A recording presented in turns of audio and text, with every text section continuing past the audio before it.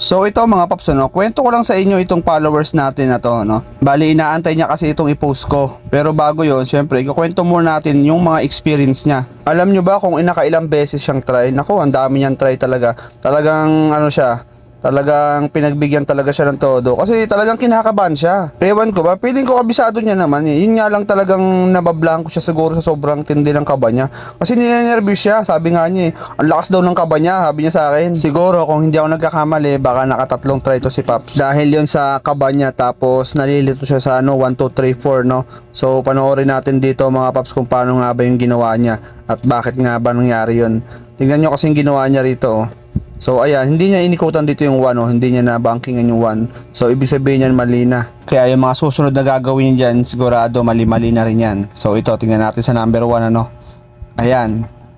So mali na nga yung ikot niya rito sa number 1, ano. Tapos syempre, yung mga susunod din yan, matik yan. Pero dahil nung unang try niya, napansin na ng ating training officer. So ayan, kinokorek na siya rito, no. Para hindi na talaga siya magkamali pa. So binibigyan siya rito ng last chance ng ating officer dahil nga masasayang kasi yung effort niya kung panay ganyan lang gagawin niya. Alam nyo ba, malayo pa pinanggalingan nito ni Paps. Kaya naman nakakapanghinayang kung hindi siya makakapasa dahil lang dyan. Pero nung pinagsabihan siya ng ating training officer, so ayan, no, gagawin niya na ngayon para maging correct, no. Dahil last chance na to, dahil pag hindi niya pa ito nakuha, sigurado mga Paps, uuwi talaga siyang malungkot dahil hindi siya makakapasa. So ayan, binigyan siya ng huling pagkakataon dito, ano. Tignan natin kung makukuha niya na to. Yan kasi yung kahinaan niya mga Paps. Sobrang kinabahan talaga si Paps ng sobra dito, no. So ayan, unang ikot dapat galing ka sa kaliwa pa kanan. So ang ginawa niya, ayun, mali pa rin ang ginawa niya rito, di ba? Pagbibigyan pa rin siya dyan. So ayan, no. Mali na naman. Dapat kasi galing sa kaliwa pa kanan yung ikot na yun. So napakaswerte mo Paps at pinagbigyan ka ng ganyan. Grabe ka, ang lakas mo kayang kas. Hindi, joke lang. Pero talagang nagkataon lang na talagang okay naman kasi yung handling niya sa pagdadrive. Yun nga lang talaga ang problema niya is hindi niya kabisado yung ruta siguro. O baka naunahan lang talaga siya ng kaba. So ayan mga Paps, bigyan ulit siya ng pagkakataon dito. Last chance ulit. Another last chance. So ayan.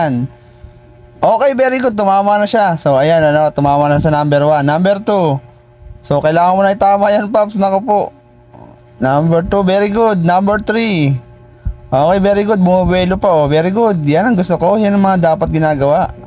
Okay na siya rito. Sa number 1 lang talaga siya na medyo nalito. So ayan, huwag ka na tumingin sa iba, Paps. Okay na yan. Number 4, exit. Tama yan. So ayun, very good. Nakapasa din siya sa 1, 2, 3, 4. So very good na siya rito, no. Pasado na to siguro si Paps. Sigurado na to. So yun lang talaga yung pinaka nalilito siya sa 1, 2, 3, 4, no. Siguro naunahan talaga to ng kaba. Pero marunong siya, magaling to. Paps, talagang na rin to, marunong na talaga sa motor niya. Yun nga lang talaga, medyo naunahan lang to ng kaba talaga, nadali lang to si Paps. Pero kung sa handling, kung titignan, siguro yun ang nakitaan sa kanya. Kaya naman nakakapanghinayang kung hindi siya makakapasa. So ayan, congratulations sa iyo, Paps. Ito na yung video mo, no. Sana maalala mo tong video na to. Sabihin mo sa mga tropa mo, ikwento mo na mahalaga talaga kabisaduhin yung ruta. Tapos syempre, dapat labanan yung kaba. Dahil kahit kabisado yung ruta, pag naunahan naman kayo ng kaba, mabablanko kayo mga Paps. So dapat mag-relax lang kayo mga Paps kapag kayo nandito nakasalang sa ating driving skills assessment, ano. Pero kagaya ni Paps, magsikap lang kayo, kakayanin nyo rin yan.